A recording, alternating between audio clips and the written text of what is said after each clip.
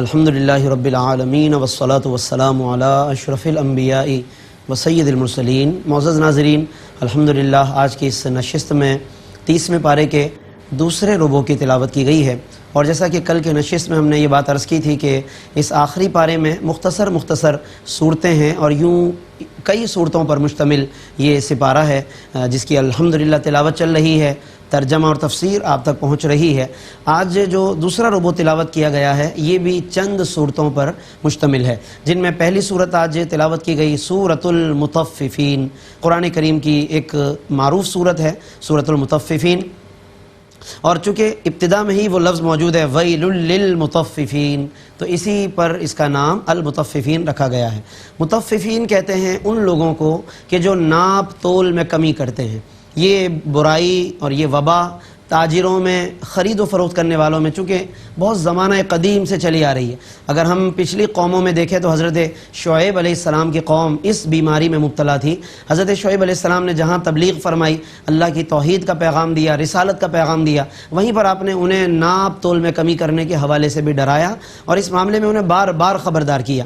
تو ایک تو وہ بنیاد ہے ہمیں جو نظر آتی ہے قرآن کریم میں۔ اس کے علاوہ جب آقا دو جہاں صلی اللہ علیہ وسلم تشریف لائے مدینہ منورہ میں، تو وہاں بھی ابتداً لوگوں میں اس طرح کی کچھ وبائیں عام تھی، تاجروں میں ناپ تول میں کمی کرنے والے۔ تو چنانچہ جب یہ صورت مبارکہ نازل ہوئی تو انہوں نے پھر توبہ کی اور اللہ تبارک و تعالیٰ کی طرف رجوع کیا، کیونکہ اللہ نے ابتدا میں ہی فرما دیا ویل للمطففین، بربادی ہے ناپ تول میں کمی کرنے والوں کے لیے، الذین اذا اکتالوا علی الناس یستوفون، کہ جب وہ لوگوں سے ناپ کر کچھ چیز لیتے ہیں تو وہ مکمل طور پر اس کو حاصل کرتے ہیں، وَإِذَا كَالُوهُمْ، جب ناپ کر یا تول کر دیتے ہیں تو فرمایا یخسرون، تو اس میں کمی کرتے ہیں، یعنی خود جب وصول کرنے کا وقت آئے تو پراپر طریقے سے اچھے نوٹ گن کر، نوٹ چیک کر کے لیتے ہیں، اور ناپ تول کی ایک ایک باریکی کو، ایک ایک ڈیجٹ کو چیک کرتے ہیں، اور جب کسی کو دینے کا وقت آتا ہے تو پھر جیسے تیسے بھی اس مال کو جلدی نکالو، عیب کو چھپا کے نکالو تاکہ کسی کو پتہ نہ چلے کہ عیب مال کے اندر کیا خرابی۔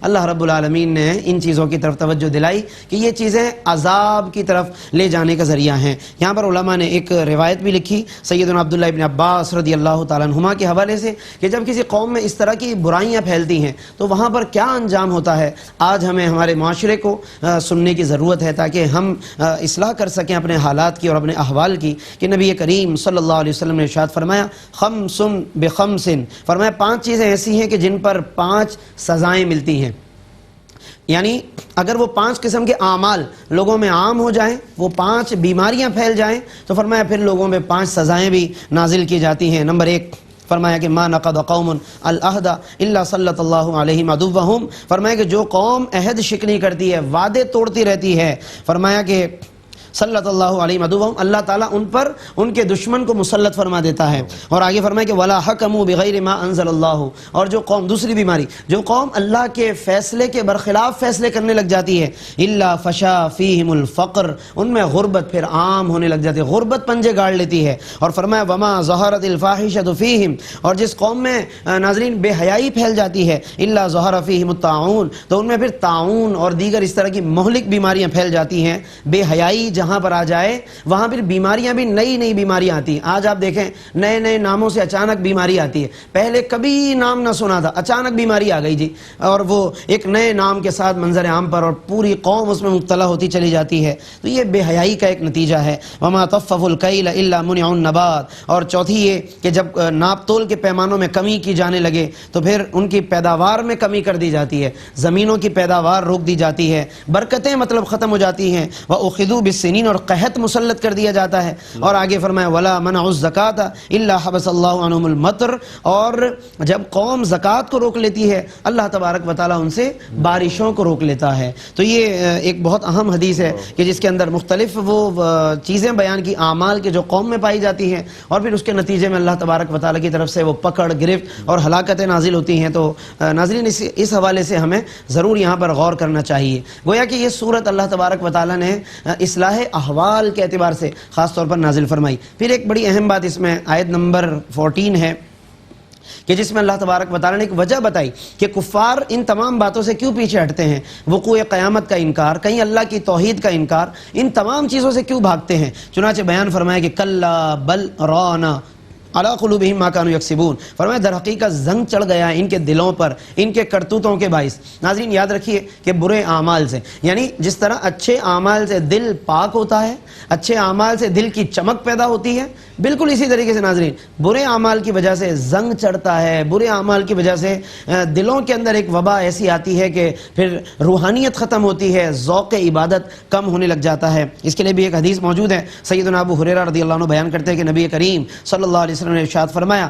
ان العبد اذا اذنب ذنبا، کہ بندہ جب کوئی گناہ کرتا ہے تو دل پر ایک سیاہ داغ بن جاتا ہے، وہ ایک اسپاٹ بن جاتا ہے دل پر، وہ گناہ ایک دھبا بن جاتا ہے، اور فرمایا کہ اگر وہ توبہ کر لے اس گناہ سے باز آ جائے تو فرمایا کہ اور استغفار کر لے تو دل صاف ہو جاتا ہے، سقل قلبہ، اس کا دل پالش ہو جاتا ہے، چمک جاتا ہے، وَإِنْ عَادَ، اور اگر وہ دوبارہ گناہ کرے، بار بار گناہ کرے، وہ اسپاٹس بڑھتے چلے جاتے ہیں، ایک دھبا، دو، تین، پورا دل وہ جناب علی داغدار ہونے لگ جاتا ہے، اور فرمایا یہاں تک کہ سارے دل کو وہ داغ گھیر لیتے ہیں، اور پھر فرمایا کہ یہی وہ بات ہے جو اللہ نے قرآن میں بیان فرمائی بل ران علی قلوبہم، کہ ان کے دلوں پر زنگ چڑھ گیا۔ آج ہم کپڑوں کے اسپاٹ کو برداشت نہیں کرتے، فوراً اس کی دھلائی کا انتظام کرتے ہیں، اچھا صرف معلوم کرتے ہیں اور اچھی اچھی چیزیں استعمال کر کے کہیں چہرے پہ نہ کوئی دھبا ہو، نہ لباس پہ دھبا ہو، اور ناظرین ہم جب دل پر جتنے مرضی دھبے لگ جائیں، گناہوں کی جتنی آلودگی ہو جائے، اس کی نہ بو آتی ہے، نہ وہ دھبا نظر آتا ہے، نہ اس کی چمک کی پرواہ ہے۔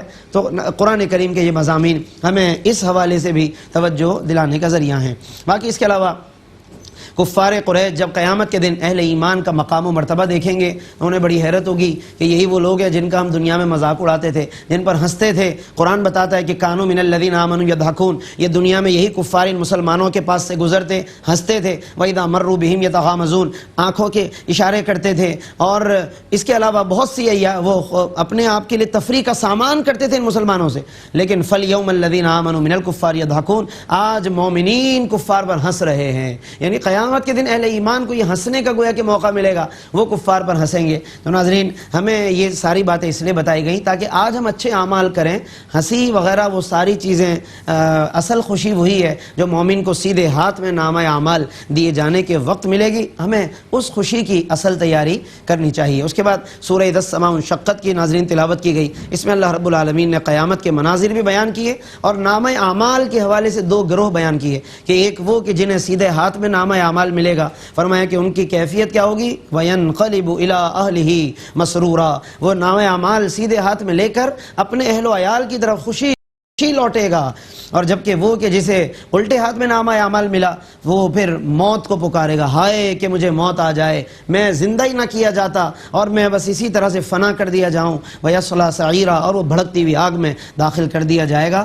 تو یہ تمام باتیں اس لیے بتائی گئیں تاکہ ہم آج تجزیہ کریں میرے اعمال کس طرف جا رہے ہیں، رائٹ یا لیفٹ، یعنی کہ سیدھے ہاتھ میں نامہ اعمال ملے گا یا الٹے ہاتھ میں، میرے نامہ اعمال میں کون سی چیزیں میں پہلے سے اندراج کروا رہا ہوں، کون سی چیزوں کا ذخیرہ موجود ہے، اس حوالے سے ناظرین ہمیں غور کرنا چاہیے۔ پھر سورہ والسماء ذات البروج کی تلاوت کی گئی۔ سورۃ البروج بھی قرآن کریم کی مشہور و معروف سورت ہے، اس میں ابتداءً اللہ نے کچھ قسمیں بیان فرمائی، پھر تاریخی اعتبار سے یہ ایک خاص قوم گزری، اصحاب الاخدود جنہیں کہتے ہیں، جنہوں نے یوں سمجھ لیں کہ بہت سے ایسے کھائیاں تیار کروائیں، ایک بڑی گہری کھائی، اس وقت کے جو ایمان لانے والے تھے ان کو اس میں ڈالنے کے لیے، اس میں آگ بھڑکائی اور وہاں پہ کرسیاں لگا کر بیٹھ گئے کہ کس طرح ہم اہل ایمان کو ایک ایک کر کے پھینکنے لگے۔ پہلے کہتے کہ کفر کرو، نہیں کرتے تو اندر پھینک دیتے تھے۔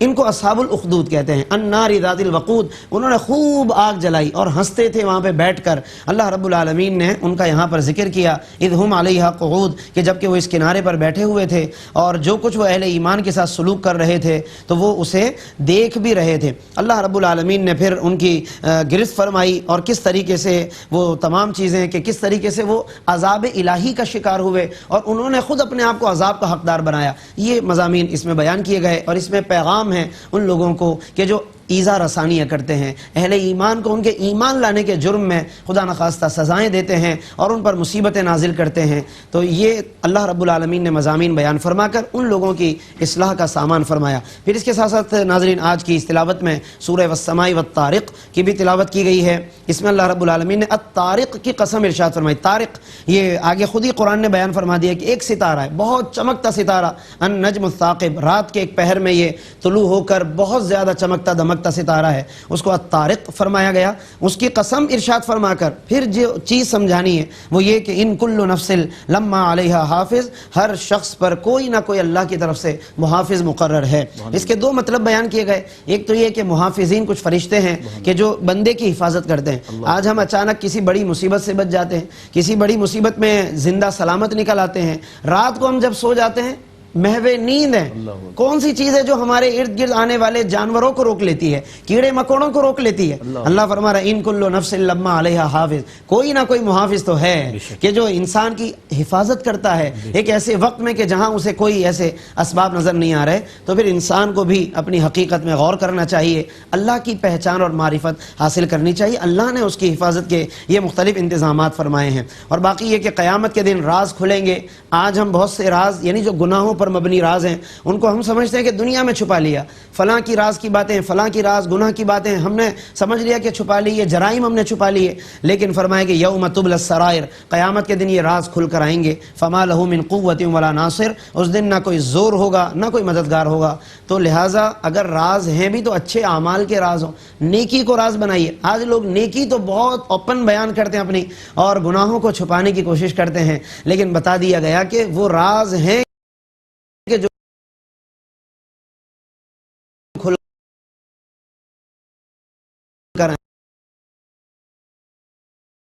نیکیاں کیا کرتا تھا. نیکی راز ہونی چاہیے. آج نیکیاں بڑے کھلم کھلا اور علی الاعلان بیان کی جاتی ہے. اللہ تبارک و تعالی ہمیں اس حوالے سے بھی غور و فکر کی توفیق عطا فرمائے. اور باقی اختتام پر سورۃ الاعلیٰ کی تلاوت کی گئی. سبح اسم ربک الاعلیٰ، اللہ نے اپنی پاکیزگی بیان کرنے کا حکم فرمایا اور خود آخر میں پھر پاکیزگی کا ایک اشارہ دیا. قد افلح من تزکا، بے شک اس شخص نے فلاح پائی جس نے اپنے آپ کو پاک کر لیا. وذکر اسم ربہ فصلی، اور اللہ کا نام ذکر کیا اور نماز ادا کی. تو یہ کامیابی ہے. اصل کامیابی ناظرین دل کی پاکیزی. آج کپڑے بڑے پاک صاف ستھرے عمدہ اچھے کپڑے پہن لیے جاتے ہیں، خوشبوؤں سے معطر ہو جاتے ہیں ہم، لیکن اندر کی جو دل کی خوشبو ہے، عبادات کی خوشبو ہے، عبادات کی پاکیزگی ناظرین، وہ اصل اللہ کو مطلوب ہے. اور یہی وہ خوشبو ہے، روح کی خوشبو، کہ جو انشاءاللہ وہ اگر حاصل ہو جائے تو وہ قبر اور حشر انشاءاللہ وہاں پر بھی وہ مہک محسوس ہوگی، وہاں پر بھی وہ نورانیت نظر آئے گی. لیکن کاش کہ آج ہم اس کے لیے ذخیرہ کریں. اور اس کے بعد پھر الغاشیہ کی تلاوت کی گئی جس میں وہ چہرے کے جو اچھے چہرے چمکیں گے قیامت کے دن، اچھے اعمال والے، ان کا بیان فرمایا جن کے چہروں پہ اطمینان ہوگا، اچھے کام کر کے جائیں گے، مرتے وقت چہرہ مطمئن ہوگا. قبر میں اجالے ہیں، آخرت میں چہرے چمک رہے ہوں گے. اور باقی اگر دنیا سے اچھے اعمال لے کر نہیں گئے، فرمایا عاملۃ ناصبہ، تھکے ہوئے چہرے نظر آئیں گے، خاشیہ ذلیل و خوار ہوں گے. تصلا نارا حامیہ، دہکتی آگ میں ان کو داخل کر دیا جائے گا. یہ سارے مضامین ناظرین ہمارے سامنے کئی طریقوں سے قرآن نے بتائے ہیں. ضرورت اس امر کی ہے کہ ہم مل کر سب غور کریں، فکر کریں اپنے حالات میں، اپنے اعمال و افعال میں. اللہ تعالی ہم سب کو قرآن کے ان مضامین کو سمجھنے، بار بار ان میں غور کرنے کی توفیق عطا فرمائے. آمین. وآخر دعوانا ان الحمدللہ رب العالمین. ناظرین، اگر آپ ایسی ہی مزید ویڈیوز دیکھنا چاہتے ہیں تو ہمارا ARYQTV کا چینل سبسکرائب کیجئے اور بیل آئیکن کا بٹن دبانا نہ بھولیے تاکہ آپ سے کوئی پسندیدہ پروگرام مس نہ ہو جائے.